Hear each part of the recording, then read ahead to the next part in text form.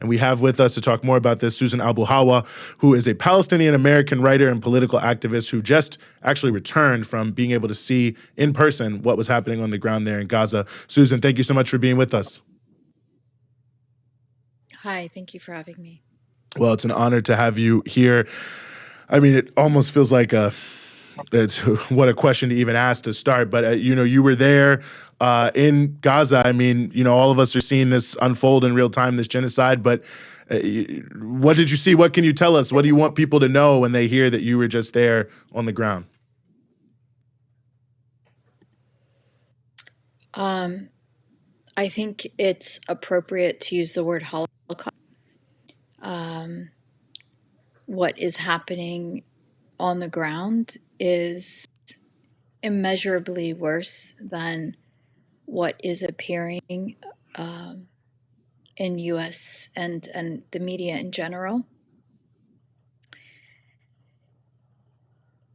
It is something that, frankly, language is inadequate to describe. It is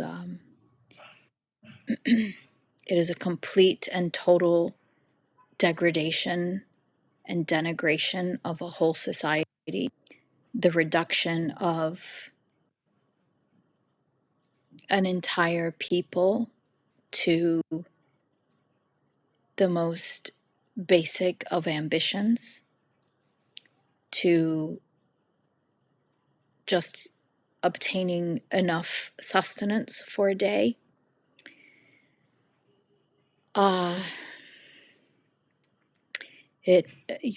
Gaza was a high functioning society despite incredible pressures and attempts by Israel to bring it to this moment many years before. They implemented that barbaric siege that we all know, where they said they wanted to put Gaza on a diet, bring them to the brink of starvation. Of course, Gaza's people are resourceful, and they still found ways to live, to prosper, to get an education, to create opportunities for themselves within land where they were effectively imprisoned in what was tantamount to a concentration camp. And I think this really, over the years, had infuriated Israel, frankly, this inability to bring them to their knees, truly, and the persistent impunity that they have enjoyed for decades allowed them to escalate their barbarity with each new military assault on what is effectively a defenseless civilian population, which we now see has culminated in a moment genocide.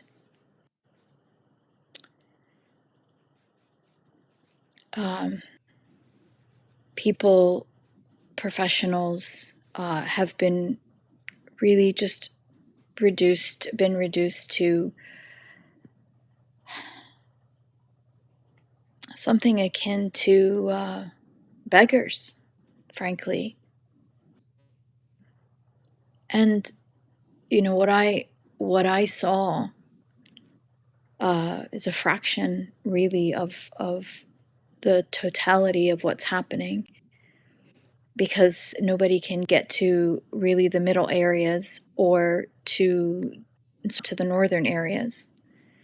Most people in the north are completely cut off. They don't even know what's happening. I mean, they're just trying to get food. I have a friend there who he's actually an IT guy, and he's very technically savvy, and he has managed to figure out how to maintain internet. And the things he has reported to me are horrific. There is some food available in what's Ramiye, which is like the robbers market, where some people have been able to obtain modest amounts of food, but they're sold at exorbitant prices. Some of us are sending money to individuals to purchase as much as possible and distribute. But they're subsisting on very small amounts of food. People in Rafah feel lucky and privileged, strangely, and they'll tell you that at least we're alive and at least we're able to get some food. But what they do get is very basic. It's mostly canned food that comes from Egypt, and I've tasted it. And I would say it's probably stuff that's been sitting on shelves for decades. It's just, it's various kinds of mush and paste that taste rancid and metallic. The stories that I heard from people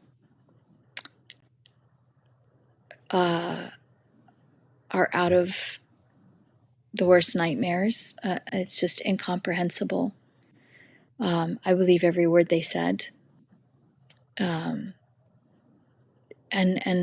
each story is more unimaginable than the one before it, and yet it's so common. There are a lot of there's some similarities in some stories among people who were forced to flee their homes.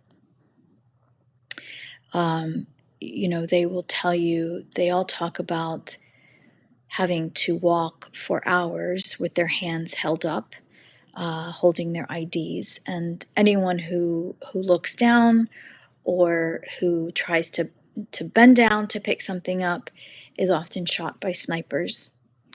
I heard that story from adults and from children as well. Some of the people who were forced to march and to walk in those long, horrific trails were people who were, removed from hospitals, who were injured, who were badly injured. There's one woman who had a compound fractures in her arm, and she basically walked for 2 hours with her arm like this, with external, the metal fixes in her arm. She wasn't the only one, of course. This was when they bombed the Nasser hospital, the orthopedic ward. She was one of them. I spoke to women who, one of them, her oldest child was murdered, and it was dark, and she was trying to figure out where the blood was coming from, and her, as she was doing that, her fingers sank into his brain. I mean, this is the kind of stuff that people, this is not an old story. Her daughter was shot in her arms. Her 3-year-old daughter had her legs were shattered while she was holding her.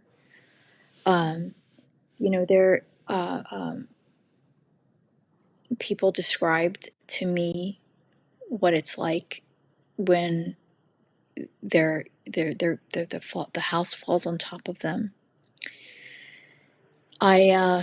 Initially, like, people kind of are somewhat numb when they talk about their experiences. It's like they're narrating something that did not happen to them. And they'll tell you the stories in kind of broad brushstrokes. This happened and this happened.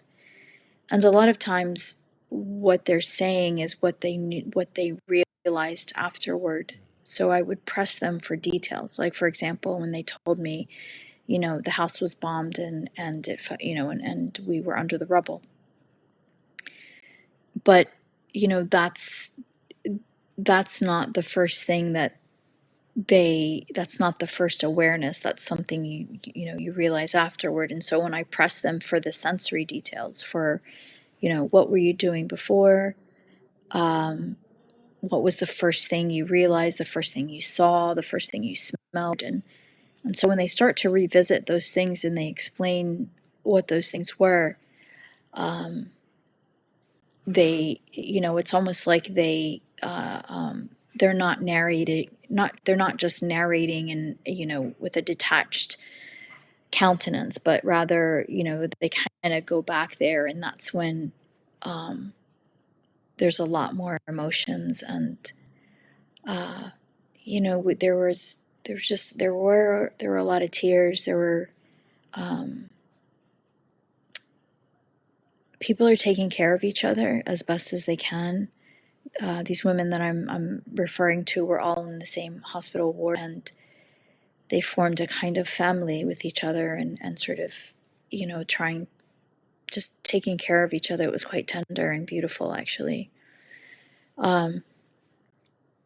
People who have lost everything, literally, were still so incredibly kind and generous, and insisted that I not leave without gifts. I mean, I have this necklace from one person, and handmade, bracelets and things.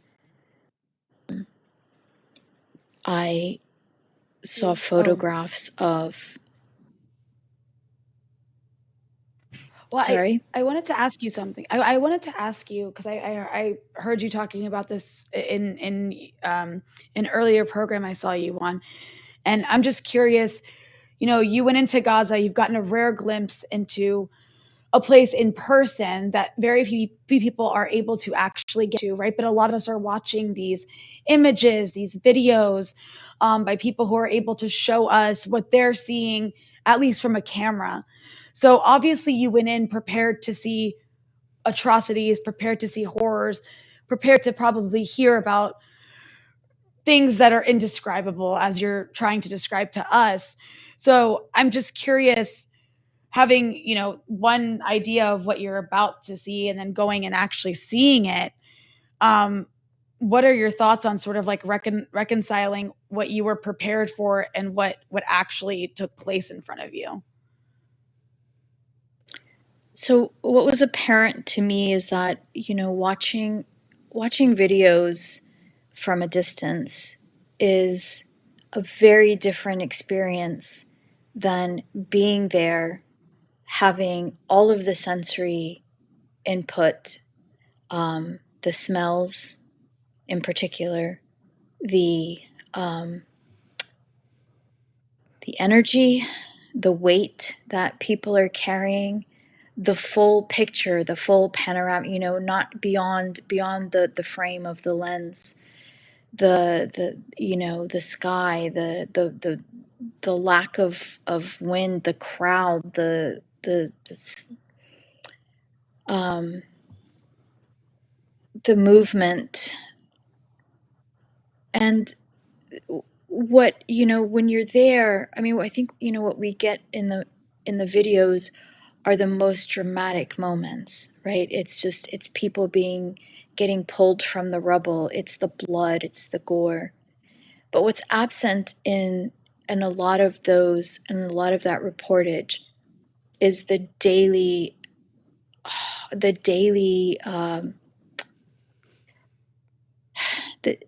it's just the daily humiliation, the daily reduction of human life, the daily, just denigration of personhood, the lack of hygiene, and what that does to human beings who typically take pride in their appearance.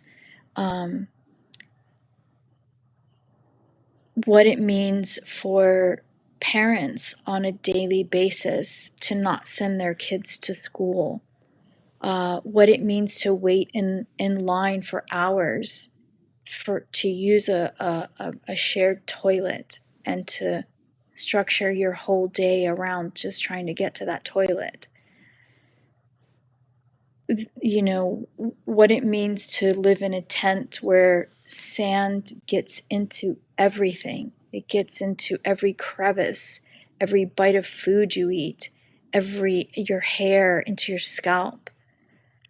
All of these details of the daily just degradation of life is absent from what we witness in these dramatic videos, and I think it's massive. And also the crowds, everybody is crammed into Rafah, and Rania, the Rafah is a tiny place, and it's too much. It's just it's awful. It is really, really awful, and I have not yet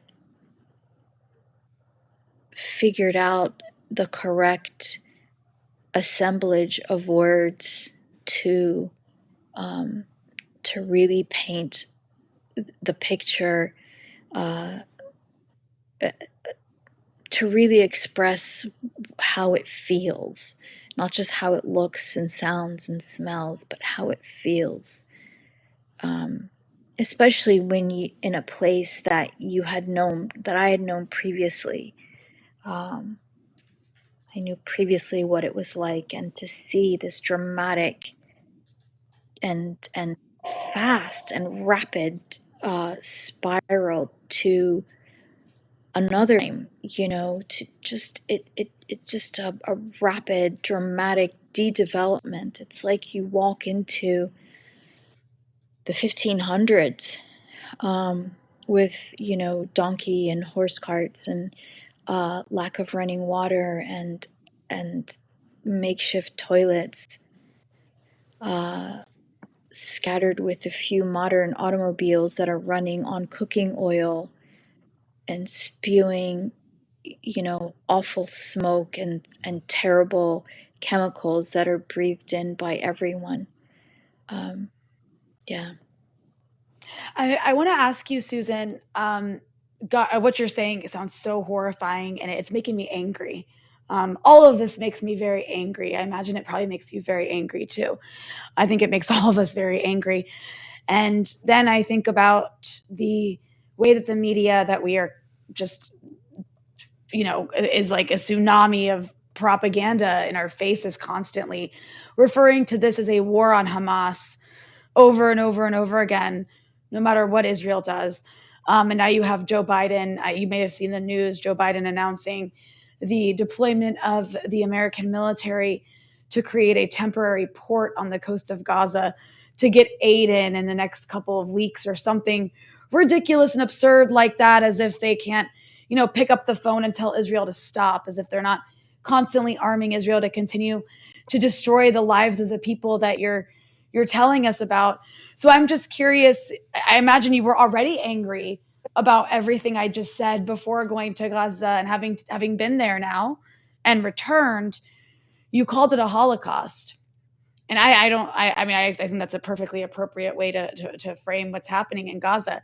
But yeah, how do you respond to that framing of war on Hamas by the entire mainstream media apparatus, as over 30,000 people that we know of have been murdered in this place in this span of 5 months?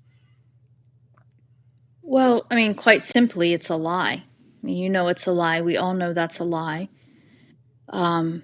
It does make me angry because it's a lie that's repeated and defended by Western media wholesale, and unchallenged, despite overwhelming evidence to to refute that absurd claim.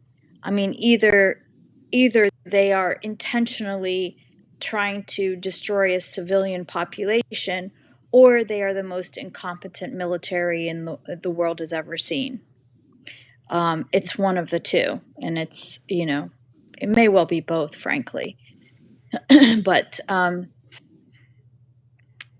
it's what we're seeing is a collusion of Western powers, the most powerful nations, militarily, economically, and politically in the world, ganging up on this tiny strip of land that is the most densely populated in the world, with a principally defenseless civilian population, half of whom are children, and ganging up not just to wipe them off the map, to remove all traces of them, but to villainize them in the process, to blame them for their own fate, to paint a picture